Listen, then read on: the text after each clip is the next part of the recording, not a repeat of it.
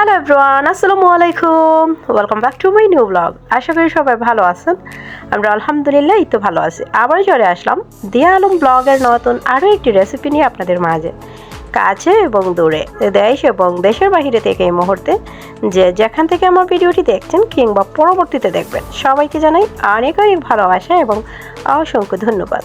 তো চলুন আজকে খুবই সুন্দর একটা ভিডিও আপনাদের সাথে শেয়ার করছি। এটা হচ্ছে আমাদের গাছের কলার মোচা, যেটাকে বলি আমরা। তো কলার মোচাটা রান্না করব, কিভাবে রান্না করি সেটাই আপনারা দেখবেন, আর এই রেসিপিটা আপনাদের সাথে শেয়ার করলাম। এটা হচ্ছে আমাদের গাছের কলার মোচা, যেই কলাগুলো আপনারা কিছুদিন আগে আপনাদের সাথে আমি শেয়ার করেছিলাম। সেই কলার মোচা দুইটা গাছে এসেছিলো, দুইটা মোচাই কেটে নেওয়া হয়েছে, বাট কেটে নেওয়ার পিকগুলো আমি তুলতে পারিনি। আমি জানি না কখন এটাগুলো কাটা হয়েছে, তো সেই জন্য আমি আর তুলতে পারিনি। তো যাই হোক, আমি ভাবছিলাম এগুলো যখন কাটবো তখন আমি ভিডিও শ্যুট করব, কিন্তু এটা আর হয়নি। কেটে কুটে নিয়ে আসা হলো আমাকে না জানিয়ে। তো যাই হোক, এটা হবে আমি ভাবতেও পারিনি আমার সাথে। তো কলার মোচা আমরা ক্লিন করি কিভাবে সেটা আমরা সবাই জানি। এর আগে আমার ভিডিওতেও আমি দিয়েছিলাম, আমার সিলেটি চ্যানেলেও দিয়েছিলাম, এইটাতেও দিয়েছি অনেকবার। তো আমরা সবাই জানি কী করে কলার মোচা ক্লিন করতে হয়, এটা আর বলার কিছু নেই। তাও আমি একটুখানি আপনাদের সাথে দেখাচ্ছি। এটা একদম ইজিভাবে এটা ক্লিন করা যায়, কোনো টেনশনের কিছুই নেই। এটা খুবই ইজি একটা ব্যাপার। তো দেখতেই পাচ্ছেন আমি এই যে থুরগুলো খুলে খুলে নিচ্ছি। আমরা সিলেটি ভাষায় এটাকে বলি কলার থুর, আর আপনারা অনেকেই এটাকে কলার মোচা নামে পরিচিত। তো যাই হোক, এখানে হচ্ছে এইভাবে ক্লিন করতে হয়। এই যে একটা সাদা অংশ থাকবে এটা ফেলে দিতে হবে, আর এরকম শক্ত একটা অংশ থাকবে এটা ফেলে দিতে হবে। বাট এটা কোনো ব্যাপারই না, এটা ইজিলি একটা ব্যাপার। এটা ক্লিন করে করে আমি সব কয়টা অফ ক্যামেরায় ক্লিন করে নেব, কারণ এখানে দুইটা কলার মোচা, বুঝতেই পারছেন অনেকটা সময় লাগবে। তো যাই হোক, ক্লিন করে ধুয়ে এবার আমি সামান্য একটু পানি দিয়ে, পানির মধ্যে আমি একটু হলুদের গুঁড়া দিয়ে দিলাম, হলুদের গুঁড়া দিয়ে সামান্য একটু লবণ দিলাম। আর এটার মধ্যে আমি যেই কলার মোচাটা ক্লিন করে রেখেছিলাম ধুয়ে, ওইটা দিয়ে দেব। এটাকে একটুখানি বাফিয়ে নেব। বাফে দেওয়ার পর এটাকে আমি ঠান্ডা করে ব্লেন্ড করে নেব। আপনারা চাইলে ব্লেন্ড কিংবা শিলপাটায় বেটে নিতে পারেন। তো আমরা যেহেতু এবার অনেকটাই অলস হয়ে গেছি, তাই সহজভাবেই ব্লেন্ড করে নেই, শিলপাটা ইউজ করতে চাই না। তো যাই হোক, যার যেরকম সুবিধা ওইরকম করে নেবেন। তো আমি এখানে দেখতেই পাচ্ছেন পানিতে সামান্য একটু হলুদ আর লবণ দিয়ে আর এই মোচাগুলো আমি সেদ্ধ করে নিচ্ছি। এটা একদম ইজি একটা ব্যাপার, তবে জাস্ট অসাধারণ হয় এই রেসিপিটা। যারা একবার এই রেসিপিটা খেয়েছেন তারা তো এটার স্বাদ ভুলতেই পারবেন না। এটা এমন একটা জিনিস, কি বলবো, মাশাআল্লাহ খেতে হয়। তো দেখতেই পাচ্ছেন ঠান্ডা করে আমি ব্লেন্ডার জারে নিয়েছি, আর ব্লেন্ডার জারে এটা দিয়ে এখানে দিয়ে দেবো সামান্য একটু আদা, তারপরে দিয়ে দেবো কয়েক টুকরা রসুন, আর দিয়ে দেবো 3-4টার মতো কাঁচামরিচ ভেঙে এরকম। তো বেশি দেইনি কারণ আমি ইউজ করব পরবর্তীতে, তাই অল্প করে দিয়ে দিলাম আদা, রসুন এবং কাঁচামরিচ। ব্লেন্ড করে নিয়েছি আমি অফ ক্যামেরায়। এবার আমি পাতিলে পরিমাণ মতো তেল দিয়ে দেব। তেলটা একটু বেশি করেই দিতে হবে, ভালো লাগবে খেতে, তাই আমি একটু তেলটা দিলাম পরিমাণ মতোই। আপনারা আপনাদের ইচ্ছে মতো দিতে পারেন, এটাতে একটু বেশি তেল দিলে ভালোই লাগে মনে হয়।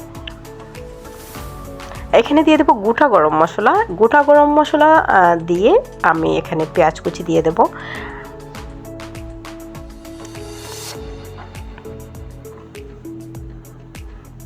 পেঁয়াজ কুচি দেবো, আর এখানে আছে আদা এবং রসুন পেস্ট রাখা, এগুলো আমি গ্রেট করে রেখেছি, আর কাঁচামরিচ। এগুলো আমি লাস্টে দেবো। আমি কখন এগুলো ইউজ করব আপনারা ভিডিওটি দেখতে থাকলেই বুঝতে পারবেন। আর একদম অসাধারণ একটা রেসিপি হয়। এই রেসিপি থাকলে গরম ভাতের সাথে একদম জমে যায়, আর কিছুই লাগে না।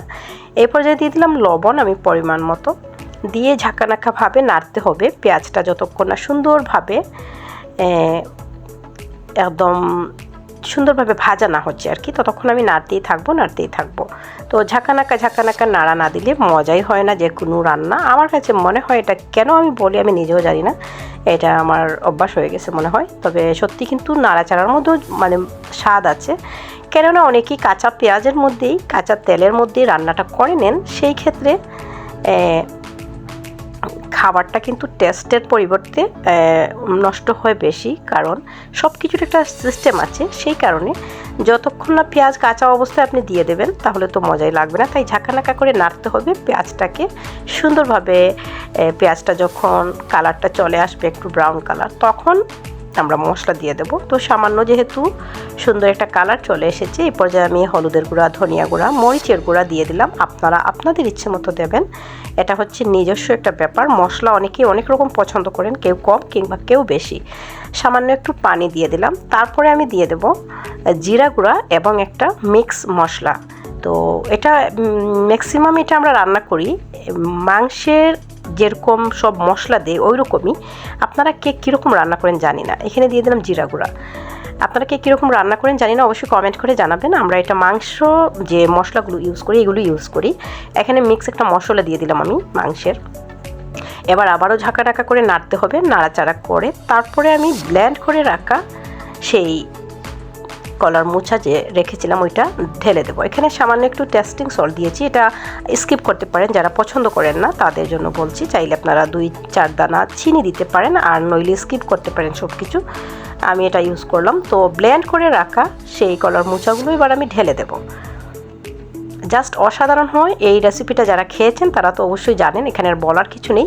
আর যারা খাননি অবশ্যই ট্রাই করতে পারেন। আর আমি এরকমই এই কলার মোচাটা রান্না করি, এটাই আমার কাছে বেস্ট মনে হয়। আর এটা দিয়ে অনায়াসে আর কিছুই লাগবে না, গরম ভাতের সাথে একদম পারফেক্ট একটা রেসিপি। এটা থাকলেই হয়ে যাবে। তো কার কীরকম পছন্দ জানি না, এক একজনের পছন্দ এক এক রকম। কার কেমন লাগে কোন রেসিপি কলার মোচার অবশ্যই জানাবেন কমেন্ট করে। আপনাদের সুন্দর সুন্দর কমেন্ট আমাকে আরও সুন্দর সুন্দর ভিডিও বানাতে উৎসাহিত করে। এই পর্যায়ে এসে আদা, রসুন এবং কাঁচামরিচ আমি দিয়ে দিলাম। দিয়ে এটাকে অনেকক্ষণ এটাকে মিডিয়াম চুলার আগুন রেখে রান্না করতে হবে, কেননা বেশি আগুন দিলে এটা পুড়ে যাবে। আর এটা একদম টানা টানা অবস্থা যখন চলে আসবে, এখন তো পানি পানি বের হচ্ছে দেখতেই পাচ্ছেন, যখন একদম পুরো অবস্থায় চলে আসবে তখন এটাকে নামিয়ে নেব। তো সেই পর্যন্ত আমরা অল্প আগুনে এটাকে রান্না করব।